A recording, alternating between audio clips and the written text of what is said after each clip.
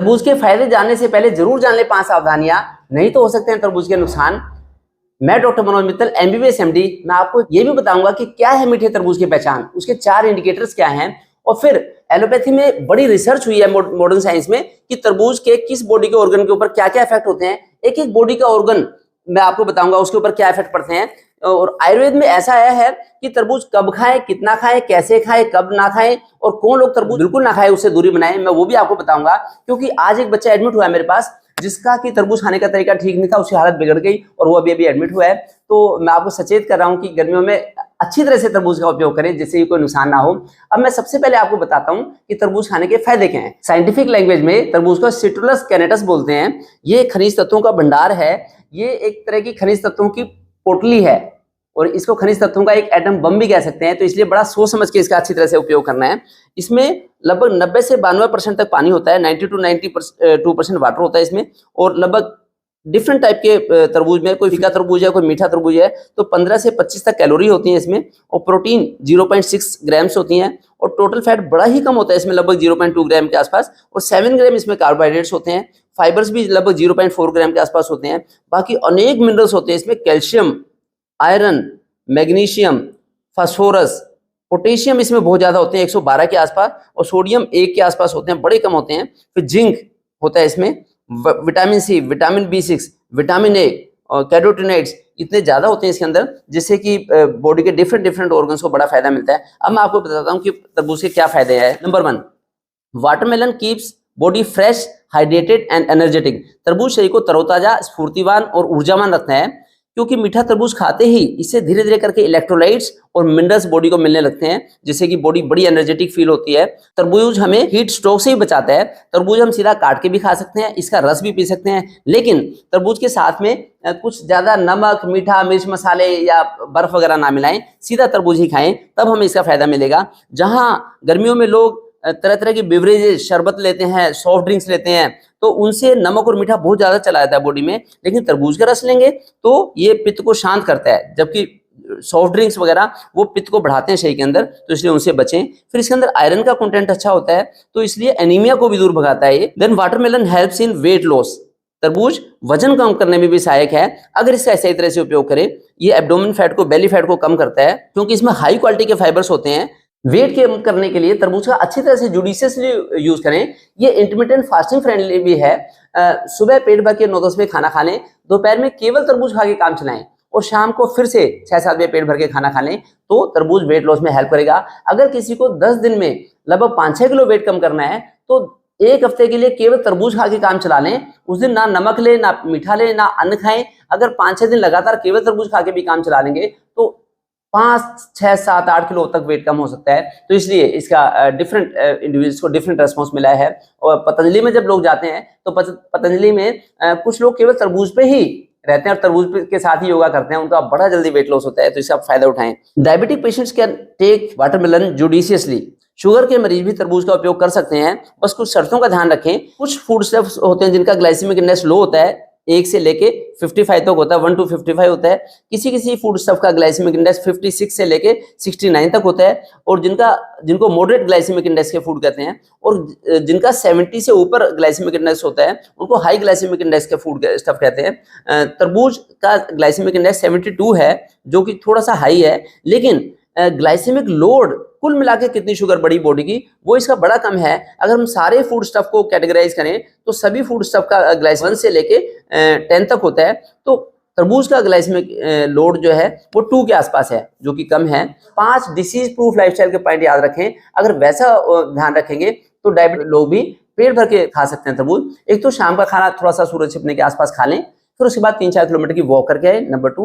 Number 3, शाम को रात को जल्दी सोएं, 10 बजे तक सो जाएं। नंबर 4, सुबह 4-4:30 बजे उठ के 2.5 घंटे योग करें और लंबी वॉक भी करके आए। फिर उसके बाद पेट भर के खाना भी खा लें। दोपहर में फिर पेट भर के अगर तरबूज खा लेंगे तो उन्हें कोई दिक्कत नहीं आएगी। शाम को फिर खाना खा लें। इन 5 बातों का ध्यान रखेंगे तो डायबिटिक लोग भी तरबूज खा सकते हैं और कोई दिक्कत नहीं आएगी उनको। क्योंकि आज तक दुनिया में किसी की भी डायबिटीज इंसुलिन से ठीक नहीं हुई, लेकिन जो पतंजलि में जाके जिन्होंने लाइफस्टाइल में बेसिक चेंज किए, ये डिसीज प्रूफ लाइफस्टाइल के पॉइंट वहाँ पे जाके अपनाए तो उन लोगों की 50 लोगों की डायबिटीज ठीक होगी। इसका नाम है तरबूज का। तो इसमें ये एल सिट्रुलिन से आर्जिनिन बनने की जो साइकिल है उसको ऑप्टिमाइज करता है, जिससे कि बॉडी की मेटाबॉलिज्म इंप्रूव होती है और हेल्प मिलती है। फिर वाटरमेलन रिड्यूसेस एसिडिटी, तरबूज पित्त को शांत करता है। जहां बिवरेजेस और सॉफ्ट ड्रिंक्स एसिड को बढ़ाते हैं बॉडी के अंदर, कहते हैं उनको ठंडा है लेकिन वो ठंडे नहीं होते, वहीं तरबूज पित्त को शांत करता है।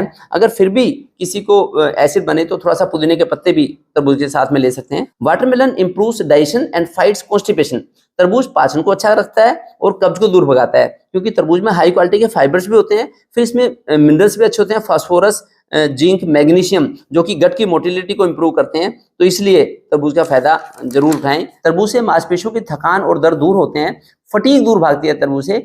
अगर फिर भी किसी को वीकनेस लगे तो अश्वगंधा के पाउडर 1 चम्मच 1 गिलास दूध में डाल के ले सकते हैं, लेकिन तरबूज के साथ दूध ना लें, 1 घंटे का गैप बनाएं।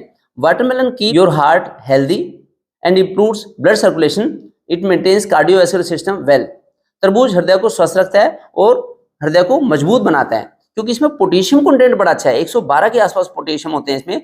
फिर इसमें जो सिट्रुलिन कंपोनेंट है वो नाइट्रिक ऑक्साइड बनाने में हेल्प करता है। नाइट्रिक ऑक्साइड जो नाइट्रेट्स हैं ये ब्लड सर्कुलेशन को चौड़ा करके रखते हैं, उनमें खुल के ब्लड का फ्लो होता है, जिससे कि ब्लॉकेज से बचाव रहता है और ब्लड प्रेशर हमारा मेंटेन रहता है। इसलिए तरबूज का फायदा उठाएं। और फिर भी अगर किसी को दिक्कत है तो अर्जुन की छाल का भी कुछ दिनों के लिए उपयोग कर सकते हैं, वो भी ब्लड सर्कुलेशन को हमारे इंप्रूव करता है। वाटरमेलन कीप्स गम हेल्दी, क्योंकि तरबूज के अंदर vitamin C, vitamin A, antioxidants अच्छी मात्रा में होते हैं, तो ये कोलेजन की सिंथेसिस करवाता है, तो मसूड़ों को स्वस्थ रखता है तरबूज, इसलिए इसका फायदा उठाएं। ये आगे हमारे डेंटल कैरीज और डेंटल कैविटी से बचाता है, क्योंकि मसूड़ों की हेल्थ अच्छी रहती है तो बैक्टीरिया की लॉजिंग नहीं होती उसमें। ऐसे मसूड़ों और दांतों की 100 ईयर्स तक अच्छी हेल्थ रखने के लिए एक तो इंटरडेंटल ब्रश करें, जो मसूड़ों के बीच में भी जाके सफाई करते हैं। ये सिंपल भी होते हैं, ये एल शेप में भी होते हैं पीछे वाले मसूड़ों के लिए। और एक ये इंटरडेंटल फ्लॉस, इसका भी फायदा उठाएं। मैं पिछले 25 सालों से इंटरडेंटल फ्लॉस करता हूं, इससे भी मसूड़ों की बड़ी अच्छी सफाई होती है। तरबूज खाने से त्वचा की रंगत अच्छी होती है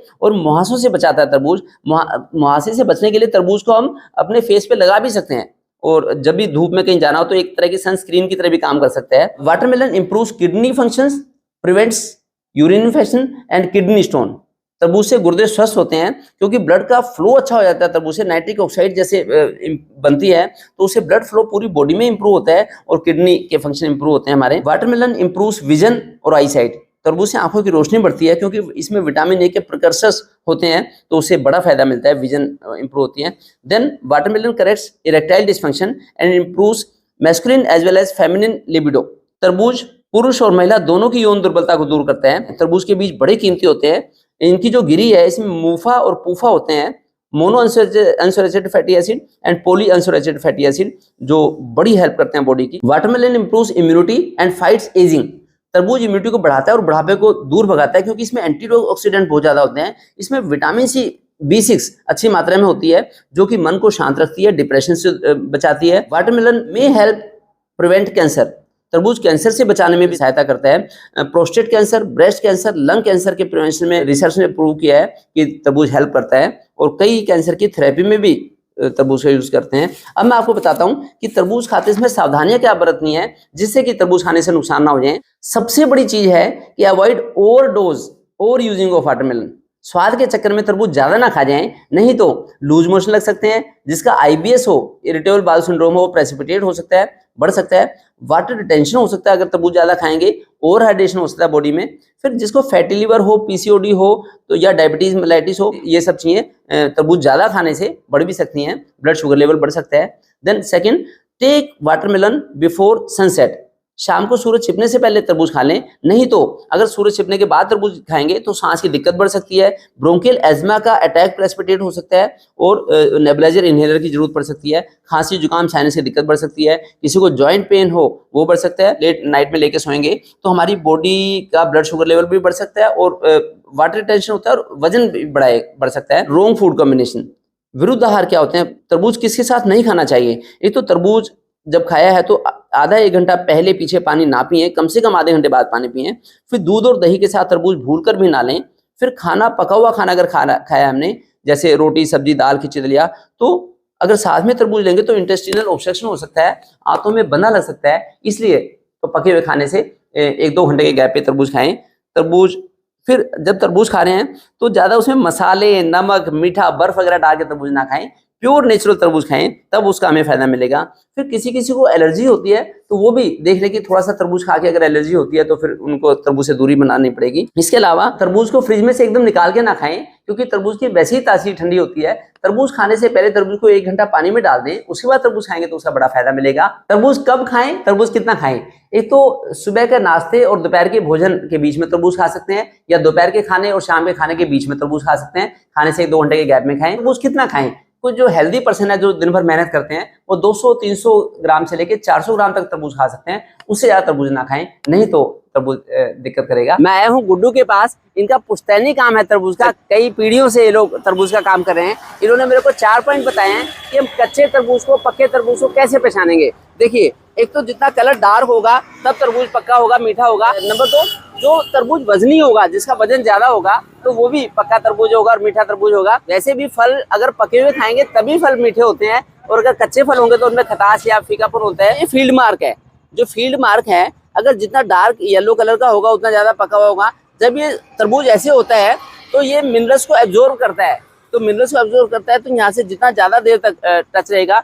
वैसे 70 से लेकर 90 दिनों तक तरबूज की फसल पकती है। अगर पूरी फसल पक जाएगी तो उसमें मिठास ज्यादा आएगी। तरबूज का जो डंठल है, अगर ये सूखा हुआ होगा डंठल, इसका मतलब ये अपने आप ही उससे बेल से अलग हो गया है, मतलब पूरा पक गया है। अगर ज्यादा हरा डंठल होगा तो इसका मतलब तरबूज कच्चा है और उसमें फीकापन होगा। फिर है इसका हम करेंगे टैप टेस्ट। जब हम थपकी मार के देखेंगे तो इसकी होलो आवाज जो है कड़क आवाज होगी, और अगर दबी हुई आवाज है, इसका मतलब तरबूज कच्चा है, उसमें पानी भरा हुआ है, अभी उसमें उसका रस पका नहीं है। Percussion test. तो परकशन टेस्ट में हम देखेंगे कि अगर इसकी आवाज होलो आवाज है तो ये पक्का है, और अगर आवाज होलो नहीं होती तो दूसरी आवाज, दबी हुई आवाज होती है, तो इसका मतलब इसमें रस पका नहीं है। अब देखिए, ये तरबूज को एक बार देखिए, ये काट के दिखाइए। ये सारे ही तरबूज चुन के लाए हैं। यहाँ पे कच्चा तरबूज है ही नहीं। अगर कच्चा तरबूज होता तो मैं दिखाता। ये देखिए, ये तरबूज पका हुआ तरबूज है, और इसका टेस्ट भी मीठा निकलेगा, और दानेदार सा जो दिखाई दे रहा है इसका, ये अच्छा तरबूज है। ऐसे हम तरबूज को पहचान सकते हैं, क्योंकि तरबूज को काटना ना पड़े हमें, अक्सर काटना ना पड़े। हम अगर इसे टेस्ट करके ये 4 इंडिकेटर से अगर हम पहचान लेंगे तो ज़्यादा अच्छी बात है, जिससे कि हमें उस ऑन द स्पॉट ना काटना पड़े। जब जरूरत हो तब हम धो के अच्छे घर के चाकू से काट लेंगे तो ज़्यादा अच्छा रहेगा। इसके बीच में होलो स्पेसेस हैं, इसकी वजह से इसकी परकशन नोट जो है होलो डल आवाज़ होती है। तो ये होलो आवाज़, इसका मतलब रस पक चुका है और इसे ग्रेन्यूल्स बन गए, दाने बन गए हैं। अगर कच्चा तरबूज होगा तो सीधा फ्लैट पानी होगा, उसकी परकशन नोट अलग होती है। मेरी तो लगभग हर सब्जी और हर फल के बारे में वीडियो हैं, तो आप जरूर देखें, और ऐसी कीमती इन्फॉर्मेशन को सब लोगों को शेयर भी करें, जिससे कि सब इसका फायदा उठा सकें।